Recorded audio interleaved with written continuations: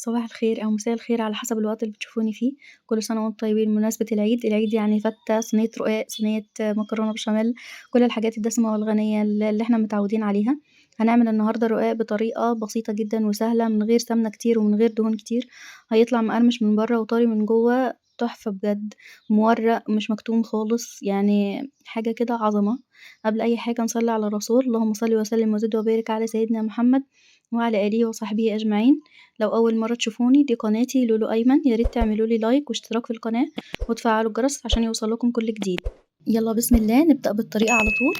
أنا عندي هنا بصل مفروم في الكبة، هشوحه شوية كده وانزل عليه باللحمة المفرومة واشوحهم مع بعض شوية، وبعدين انزل بكمية البصل التانية. بالنسبة لي دي أفضل طريقة عملتها للعصاج، جربوها بجد هتعجبكم جدا. أنا جربت كل الطرق، جربت الطريقة المعتادة إني أنزل بالبصل وبعدين بعد ما يتشوح كويس انزل عليه باللحمه المفرومه والبهارات، والطريقه التانية اللي احط الماده الدهنيه وانزل عليها باللحمه المفرومه الاول وبعد كده البصل والبهارات.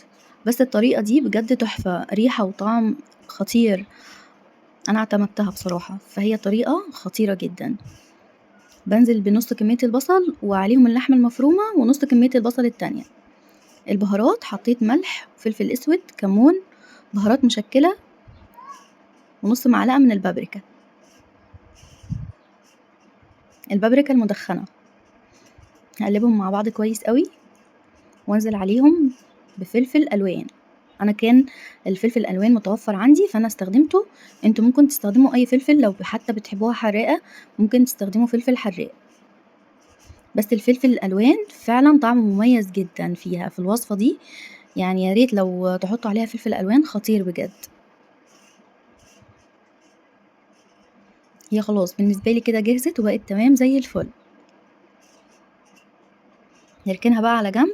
هنا عندي شوربة لحمة، هحط عليها معلقتين من السمنة، علشان انا مش هحط سمنة خالص على الرقاق بين كل طبقات الرقاق، يعني انا هكتفي بالسمنة اللي موجودة في الشوربة بس.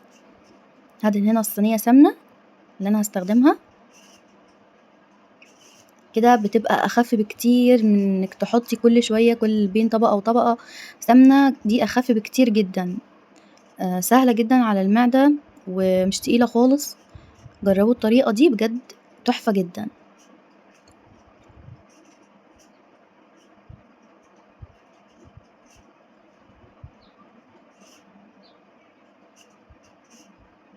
والشوربة تكون سخنة، يعني الشوربة تكون سخنة بتغلي.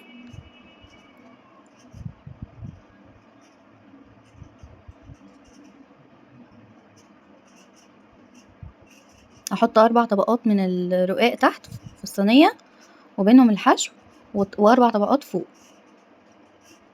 انتوا عايزين تقللوا من كده او تكتروا عدد الطبقات براحتكم خالص، زي ما بتحبوا تعملوها اعملوها، بس انا شايفة ان كده مناسبة جدا، ولا خفيفة ولا تقيلة.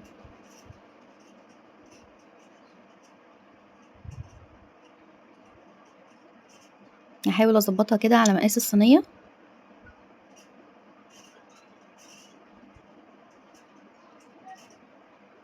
شايفين انا ما حطيتش سمنة خالص بين طبقات الرقاق، انا اكتفيت بالسمنة اللي انا حطيتها في الشوربة.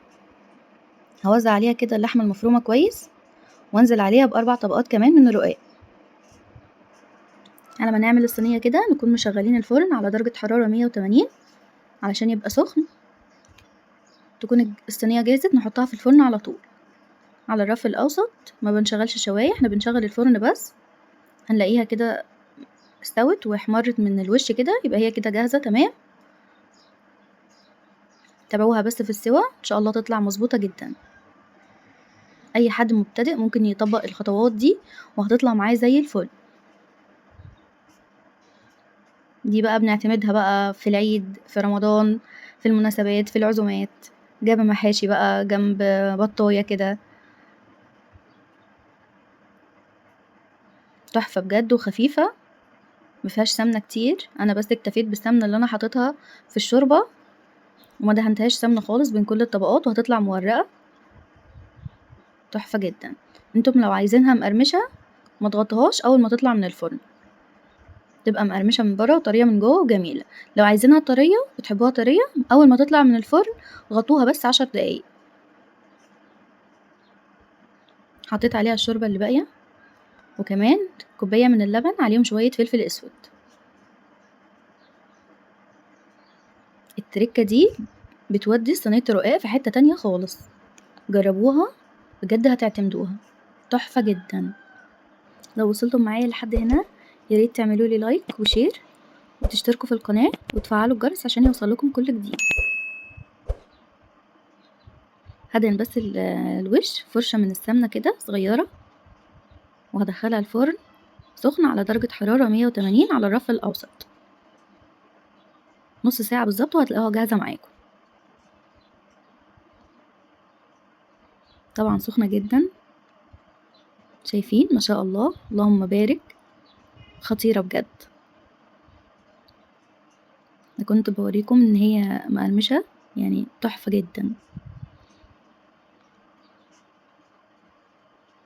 كمان انا بعد ما طلعت عشان بس تبقى طرية شوية، اول ما طلعت من الفرن غطيتها بس 10 دقايق عشان بس تبقى طرية شوية. انتم لو مش عايزينها طرية ممكن اول ما تطلع من الفرن سيبوها مكشوفة، ما تغطوهاش خالص.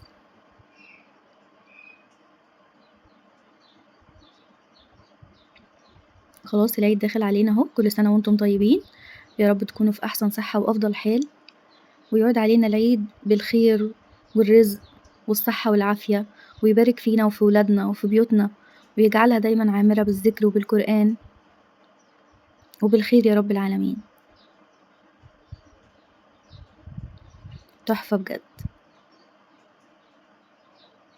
جربوا الطريقة دي، أنا متأكدة إن هي هتعجبكم. أي حد مبتدئ في الأكل، أي حد مبتدئ لسه في أول الجواز هيقدر يطبق الطريقة دي وهتنجح معاه 100%. جربوا الطريقة دي وياريت تكتبولي رأيكم في الكومنتات، وأشوفكم في فيديو جديد. مع السلامة.